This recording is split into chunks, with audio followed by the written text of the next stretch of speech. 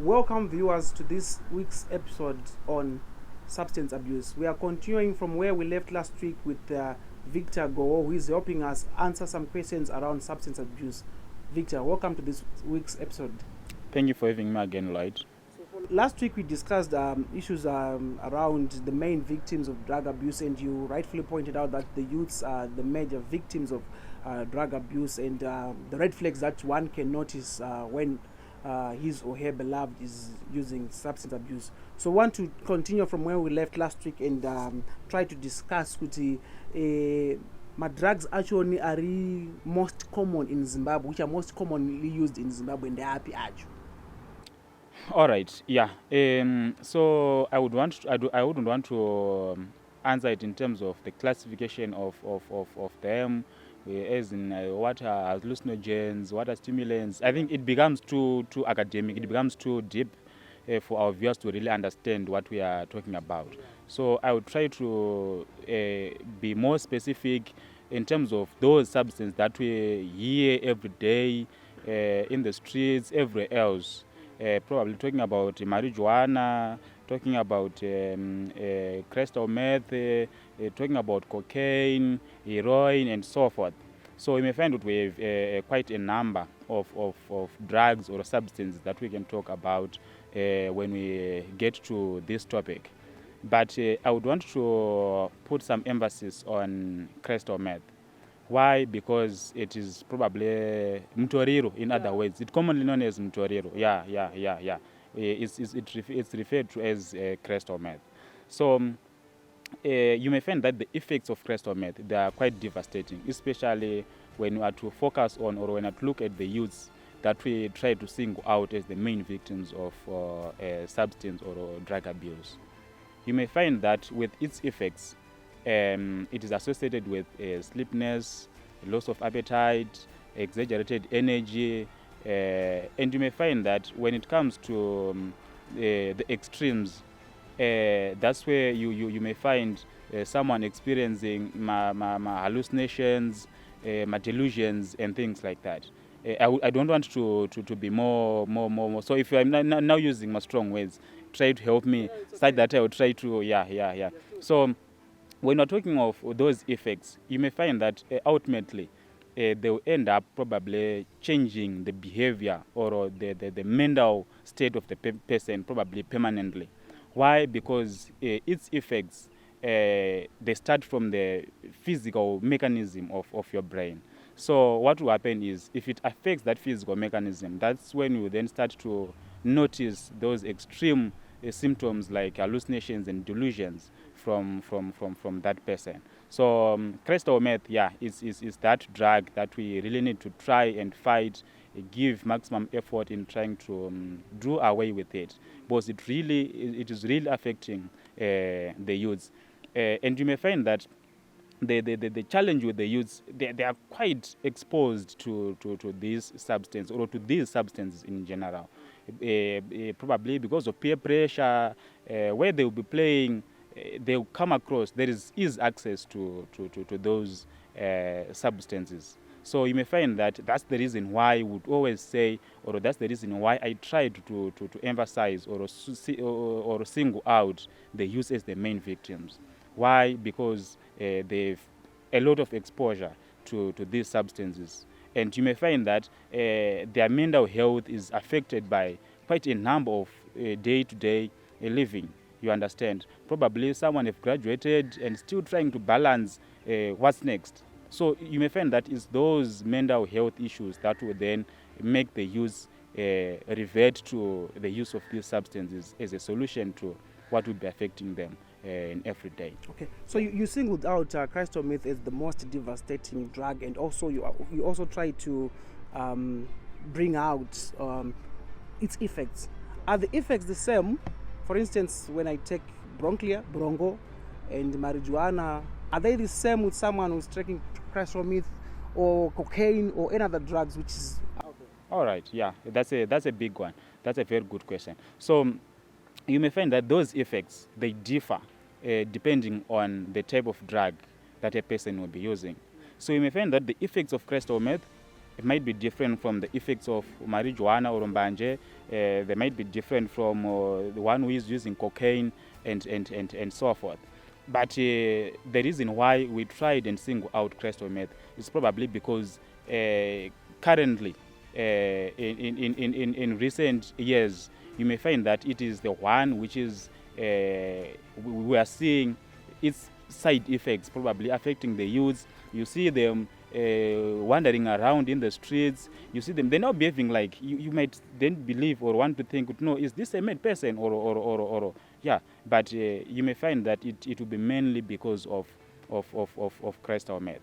The addiction levels of crystal meth, you may find that it's very addictive. You have 2, 3, 4 attempts in taking it. Probably you have been hanging around with your friends and they have just said, oh, can you give a try to this thing? You may find that the next thing probably, in general or in short, crystal meth will get you addicted so quickly. The moment you get addicted, everything else is now a problem. So, as a hot topic in Zimbabwe, which has affected most of us, I'm sure everyone in Zimbabwe has been affected by this pandemic, should we call it, about drug abuse. Are there any existing efforts to curb this issue currently? Are there any mechanisms put in place to curb this issue? Yeah, the efforts are there. The efforts are there, I must say. And if we were to probably start from the top, if we were to probably look at the global efforts, you may find that World Health Organization recently made a special initiative which is targeting those mental health issues, substance use or substance or drug abuse included. And I appreciate, you may find that Zimbabwe probably was one of the Southern African countries to adopt that initiative on mental health and substance abuse. So it communicates the effort which is being made from the top. So you may find that we should really acknowledge that the efforts are there. But probably the question that would then follow is, are those efforts enough to really do away with the issue? Yeah, because you may find that probably in 2020, I think so, the government launched the master plan on substance use. Yes, on substance drug abuse to be specific. So you may find it's those efforts that we must also look at and appreciate that there is something which is happening. Because the master plan probably is trying to focus on harm reduction, to interfere with the supply chain of the drugs, and it's those efforts that we must really look at and appreciate that there is something which is happening with regards to trying to curb the effects of the pandemic. But however, I still believe, or I still think that there is still a lot which needs to be done in trying to curb or in trying to do away with this pandemic. Just like how we have tried to define it as probably the hot topic or the main issue or the main topic area of the moment when it comes to mental health. There is quite a number of efforts that we still need to look at and explore how best we can do away with the issue. And I feel, and I also believe that there is over centralization of those services, whereby someone probably have fallen a victim of substance. Yeah, you may find that the next solution probably someone in Mbire or someone in Binga or someone in Zaka, someone very far away. The next problem they will think, I need to go to Harare and probably see a psychiatrist or to Saka. There is quite over centralization of the services that people need, especially when they faced that challenge of substance use. So I think there is need for efforts to decentralize those services, such that next door or a very few kilometers away, you go to a nearest clinic, you complain about your child using substances or showing symptoms of related to that child gets instant help. It probably helps and answer that question that we previously asked, what then can be done to try and curb the issue of substances. So there is quite a lot that we still need to try and explore, but with more focus on community-based approaches in trying to curb the issue of substance use.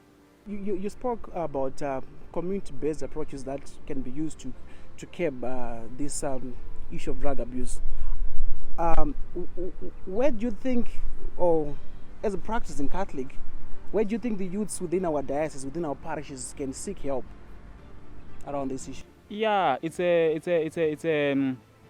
think you may find that those services or that help is quite next to them. It's a good thing that you may find you have made reference to the Catholic youths. You may find that they have their guilds, they have every Sunday probably they are at church for a mass. They can still seek help from probably their youth advisors. They are there. They can discuss those issues which are affecting them.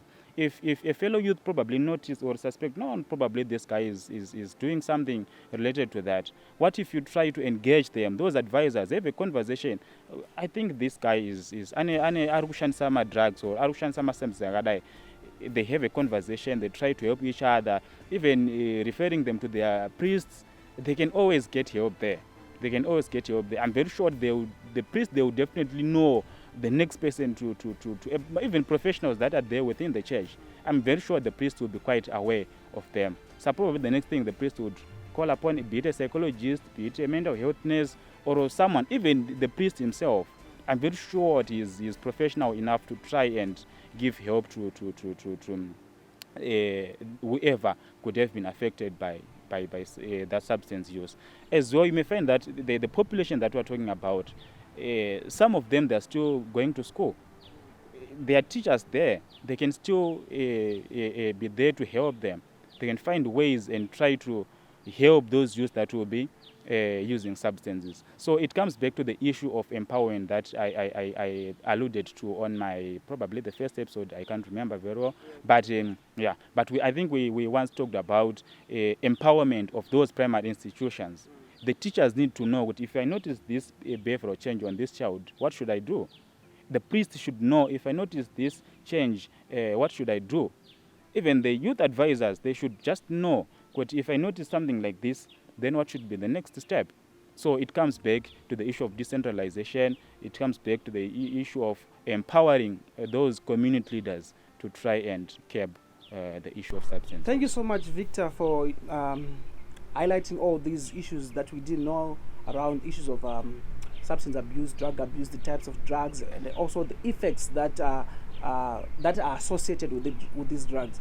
So next week we'll be discussing, we'll be continuing with this topic when we talk about how accessible and recovery or rehabilitation centers that one can then go and seek assistance whenever they are faced with these problems. Viewers, thank you for joining us. See you next time.